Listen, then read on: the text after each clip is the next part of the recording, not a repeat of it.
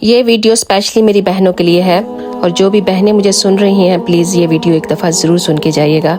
جب عورتوں نے دیکھا کہ آپ صلی اللہ علیہ وآلہ وسلم مردوں کے لیے علمی اور تربیتی مجالس منعقد کرتے تھے تو انہوں نے درخواست کی کہ یا رسول اللہ، ہمارے لیے بھی خصوصی مجلس منعقد کی جائے جس میں ہم اپنی عمومی اور خصوصی معاملات پر کھل کر بات کر سکیں۔